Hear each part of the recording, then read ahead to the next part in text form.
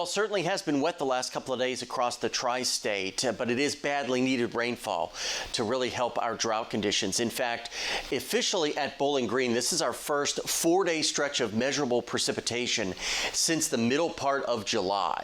Yeah, we have not seen a multi-day stretch of rainfall like this in quite some time. And like I said, badly needed. Officially at Bowling Green, we've, totaled over 2.5 inches. This number does not include what has fallen since midnight. So we'll definitely add to that because of that big slug of moisture that we had roll through in the pre-dawn hours. Now, not the best day today to work in the yard. Things are still going to be drying out, going to be quite muddy. We still could be dealing with some showers out there, but Friday and beyond looks absolutely perfect for any yard work that you might want to take care of, or really even any outdoor activities that you have planned.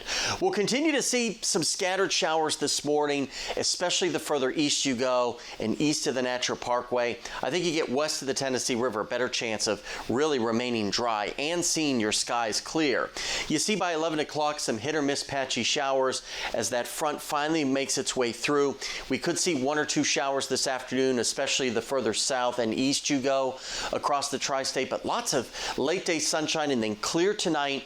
Really good conditions here. The clear skies, the light winds, the ground is still relatively moist. That is perfect for the development of some patchy, dense fog by the time we get to Friday morning. So that's something that we're keeping our eye on. That's something you might want to plan for the morning commute on Friday. But overall, by the lunch hour, you see lots of clear skies, and Friday's going to be the best day of the week, really, because we've had showers and a lot of clouds for a good chunk of the week. So scattered showers certainly possible through early afternoon.